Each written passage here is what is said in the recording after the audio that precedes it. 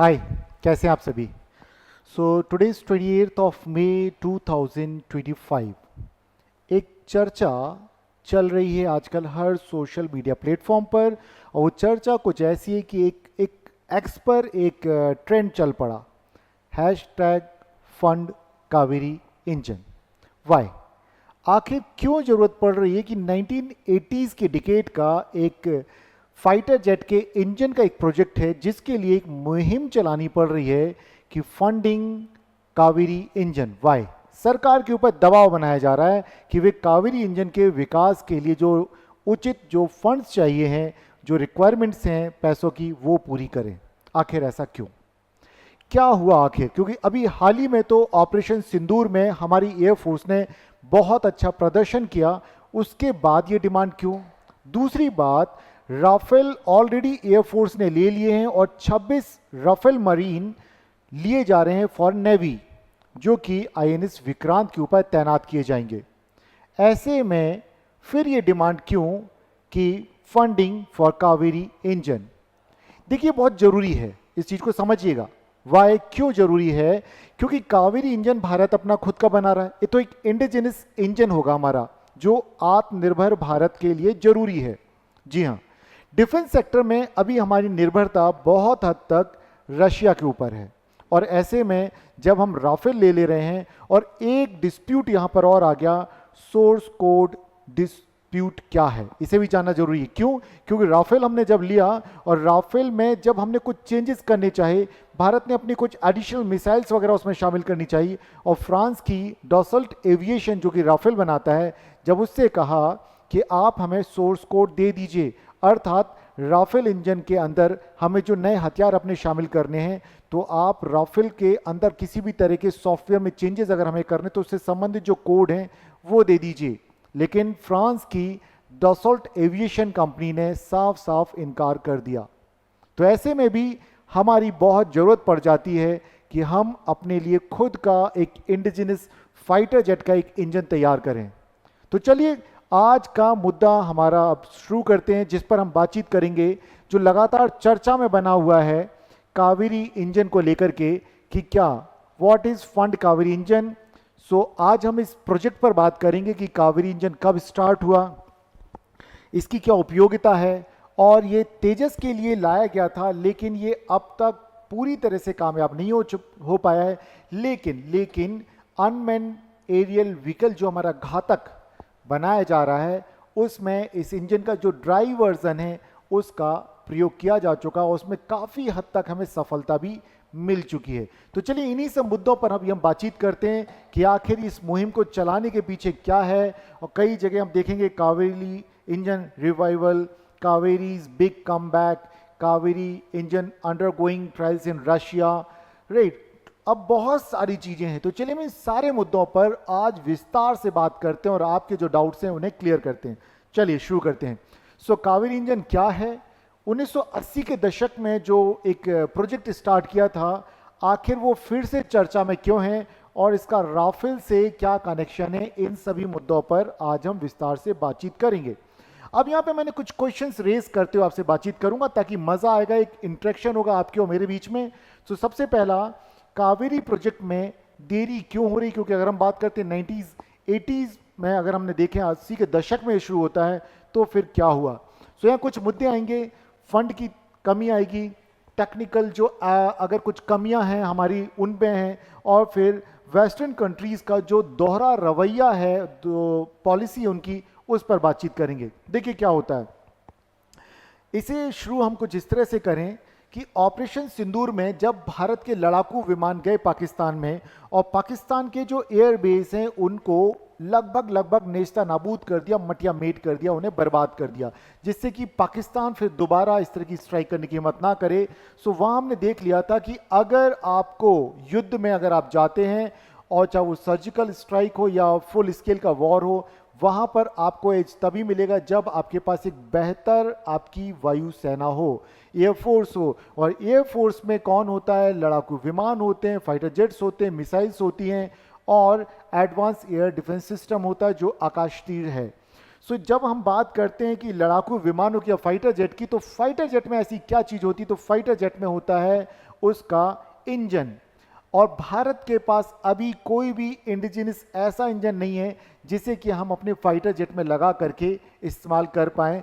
तो ऐसे में बहुत पहले 80s के डिकेड में 1989 में शुरू होता है कावेरी इंजन का एक प्रोजेक्ट। और जब भारत ने देखा कि ये क्यों जरूरी है, तो अब ध्यान दीजिएगा इस पर।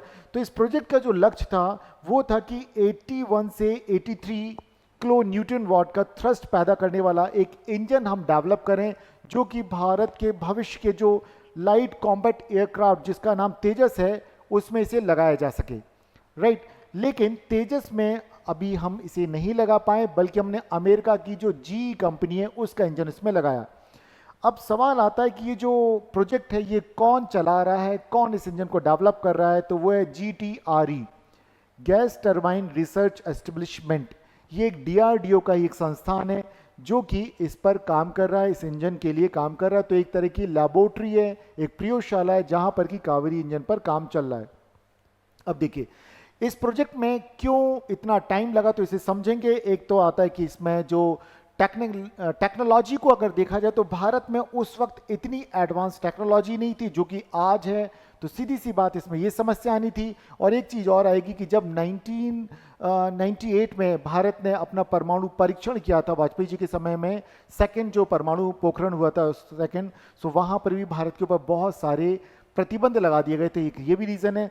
देन फिर आता मटेरियल की कमी, कि जो इसके लिए आवश्यक कंपोनेंट थे वो भारत के पास उपलब्ध नहीं थे। इसके अलावा बहुत बड़ा रीज़न था फंडिंग, कि इस प्रोजेक्ट को उतनी ज़्यादा फंडिंग नहीं मिल रही थी। ये भी एक बड़ा रीज़न है। इसीलिए अभी वर्तमान में हम देखते हैं कि एक नया ट्रेंड चला है एक्स पर, जो कि पूरे भारत के जितने सोशल मीडिया प्लेटफॉर्म्स हम सभी पर देख रहे हैं, फंड कावेरी इंजन मुहिम चलाई गई।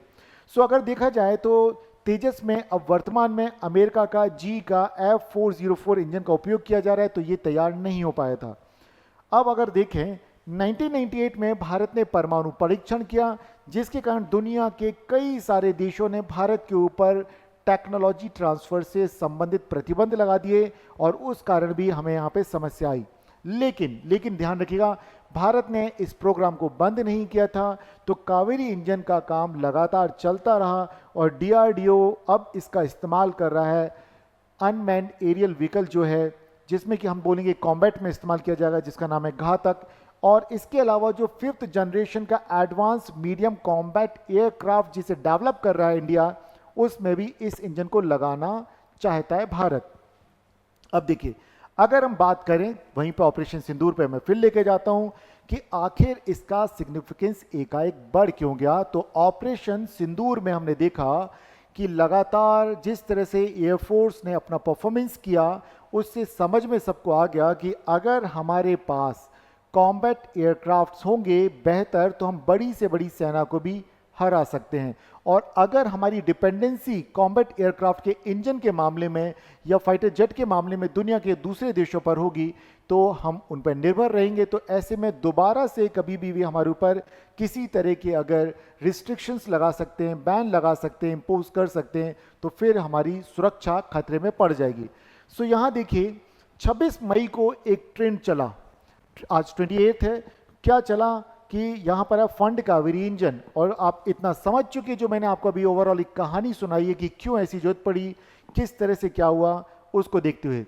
सो देखिए एक खुशखबरी आपको दे देता हूँ कि कावेरी इंजन की टेस्टिंग जो हुई GTRE में, यहाँ पर हमें इसके ड्राइव वेरिएंट, जो इसके इंजन का जो ड्राइव वेरिएंट है, वहाँ पर हमें काफ़ी ज़्यादा सफलता प्राप्त हो चुकी है। और अब इसका जो ड्राइव वेरिएंट है उसका इस्तेमाल किया जाएगा घातक में, राइट। अब देखिए ये क्या है समझिएगा।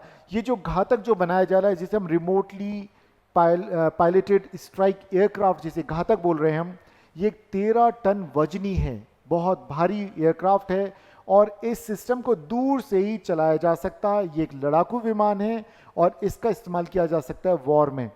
सो अब आप देखिए ये हम तैयार कर रहे हैं, और जिसमें कि अब इस इंजन को लगाया जाएगा। यहाँ पर हमने बार बार आपसे बातचीत की कि आखिर इस प्रोजेक्ट में देरी क्यों हुई। तो देरी का कारण हो गया कि टेक्नोलॉजी के मामले में हम उतने एडवांस नहीं थे, फंडिंग कम की गई, 1998 में जो परमाणु परीक्षण किया गया, भारत ने पोखरण 2 किया, उसके बाद प्रतिबंध लगा दिए गए। तो टेक्नोलॉजी को लेकर के समस्या आई, और दूसरी समस्या आई कि जो कंपोनेंट्स जो मिलने चाहिए थे भारत को, वे भी समय पर नहीं मिल पाए। सो ये हुआ। और एक और चीज़ है, और इन प्रतिबंध जो लगाए गए थे 1998 इसमें, तो सिंगल क्रिस्टल ब्लेड ये एक बहुत महत्वपूर्ण होता है, एक कंपोनेंट होता है इन फाइटर जेट में, वो भारत को नहीं मिल पाया था। लेकिन वर्तमान की सरकार ने एक नया मिशन चलाया, मेक इन इंडिया, और ये डिफेंस सेक्टर में भी हमने आत्मनिर्भरता पर जोर देना शुरू किया। तो फिर से डीआरडीओ ने अब बोला कि उसे हर साल 100 इंजन बनाने के लिए बजट एलोकेट किया जाए। ये डीआरडीओ की डिमांड है, और सरकार भी कह रही है कि बिल्कुल अब हम तैयार हैं, क्योंकि इस इंजन को अगर हम तैयार कर लेते हैं तो ना केवल ये डिफेंस सेक्टर में बल्कि सिविल एविएशन के सेक्टर में भी हम एक दिन आत्मनिर्भर हो जाएंगे। सेकेंडरी एक चीज और ध्यान रखिएगा कि जियोपॉलिटिकल भी आवश्यकता है हमें कावेरी इंजन की। किस तरह से कि देखिए, अगर भारत अपनी स्वदेशी तकनीक पर अपने हथियारों को डेवलप कर लेता है और वो वॉर में बेहतर प्रदर्शन करता है, तो जिस एरिया में हम हैं ये लगातार यहाँ पर डिस्प्यूट बने रहते हैं। एक तरफ हम पाकिस्तान से घिरे हुए हैं और बांग्लादेश भी लगातार अस्थिर है। ऐसे में बहुत सारी समस्याएं आती हैं, चीन के साथ भी बॉर्डर पर हमारे डिस्प्यूट लगातार बने हुए हैं। सो आवश्यकता है कि जो हमारा चुनौती है सुरक्षा की, वहाँ पर हम कामयाब होंगे, बल्कि क्षेत्र में भी अगर हम चाहें तो लोगों को सुरक्षा दे सकते हैं। और भारत अगर मान लीजिए राफेल जैसे विमानों पर अगर डिपेंडेंट रहेगा तो एक समस्या आएगी, और समस्या यहाँ से निकल के आती है। हमने राफेल लिया फ्रांस से, और जब फ्रांस से सोर्स कोड मांगा, सोर्स कोड क्या होता है इसे समझिएगा, ये एक तरह का सॉफ्टवेयर, एक डिजिटल सिस्टम है जिसमें कि राफेल की पूरी सूचनाएं, जानकारी, उसको कैसे ऑपरेट किया जाता है, क्या किया जाता है। अगर वो हमें देने से मना कर दिया, किसने, जो फ्रांस की कंपनी, राफेल बनाने वाली कंपनी ने हमें मना कर दिया, भारत को नहीं दिया सोर्स कोड, ऐसे में भी समस्या आती है। अगर भारत अपनी कुछ मिसाइलें जो इंडिजिनियसली उसने डेवलप की है उनको राफेल में लगाना चाहता तो वहाँ पर वे नहीं लगा पाएंगे। और यहाँ पर भी कहीं ना कहीं इनडायरेक्ट वे में एक तरह के प्रतिबंध का सामना कर रहा है भारत। अगर वे सोर्स कोड नहीं देते तो वो चाहते हैं कि हम उनके ऊपर डिपेंडेंट बने रहें, हम ना केवल उनसे पूरा का पूरा फाइटर जेट लें बल्कि उनके यहाँ बनाई गई मिसाइल्स को भी हम उन्हीं से परचेज करें। जो भी हमें आवश्यकता हो किसी भी तरह के डिफेंस से इक्विपमेंट्स के, हम डिपेंडेंट बने रहें। सो ये देखिए, इसे हम बोलेंगे कि दोहरी मानसिकता है वेस्टर्न कंट्रीज़ की, ये सारी चीज़ें। सो राफेल ने यहाँ पर मना कर दिया, जिसमें कि डसल्ट एविएशन और सैफ्रॉन ये कंपनियां हैं। उन्होंने कहा ये हमारा इंटेलेक्चुअल प्रॉपर्टी है, सो राइट हम इसे नहीं दे सकते। और अगर कानूनी तौर पे देखा जाए तो भारत इस पर दावा भी उस तरीके से नहीं कर पाएगा। आपस में अगर बातचीत करके निकलता रास्ता तो निकालने की कोशिश की, बट यहाँ पर नहीं। ऐसे में देखिए, ऐसे में क्या होता है, ऐसे में कावेरी इंजन की अहमियत और भी ज़्यादा बढ़ जाती है।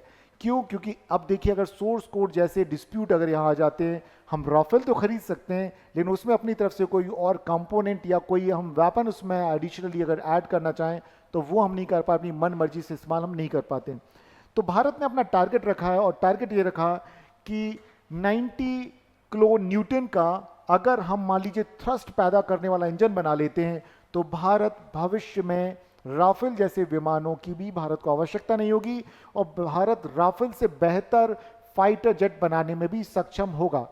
तो दोस्तों, ये था राफेल की जगह पर कावेरी को अहमियत क्यों हम दे रहे हैं, राफेल से रिलेटेड ये मुद्दा कैसे है, और क्यों कावेरी इंजन की फंडिंग की लगातार बात की जा रही है। मैं उम्मीद करता हूं कि मैंने जो एक कोशिश की आपको इस टॉपिक पे एक आपकी समझ बनाने की, अब आप इसे समझ गए होंगे। और कमेंट बॉक्स में आप जरूर बताइए कि आपको ये कैसा लगा वीडियो। मैं उम्मीद करता हूं कि आप कमेंट बॉक्स में जरूर बताएंगे, और अगर आपको कोई और भी टॉपिक इसी तरह का लगता है जो कि जानना आप चाहते हैं, सो आप मुझे कमेंट बॉक्स में भेज सकते हैं। मैं हूं यशोवर्धन। हजेला ईस अकेडमी के इस प्लेटफॉर्म से हम लगातार कोशिश करते हैं कि आपको जो नॉलेज दिया जाए, रिसर्च करने के बाद दिया जाए, ताकि आपकी तैयारी को हम एक नेक्स्ट लेवल पर लेके जा सकें। अब तक आप हमारे इस वीडियो को देख रहे हैं और आपने हमारे इस चैनल को अब तक सब्सक्राइब नहीं किया, सो प्लीज़ हमारे इस चैनल को आप सब्सक्राइब करें, बेल बटन को दबा दें ताकि हमारे नए वीडियोस का नोटिफिकेशन आपको टाइमली मिल जाए और आप उन्हें देख सकें। इससे हमें मोटिवेशन मिलता है दोस्तों, सो प्लीज़ आप इसको जरूर ध्यान में रखें। Thank you so much. फिर मिलते हैं एक नए मुद्दे के साथ एक नए वीडियो में। धन्यवाद दोस्तों।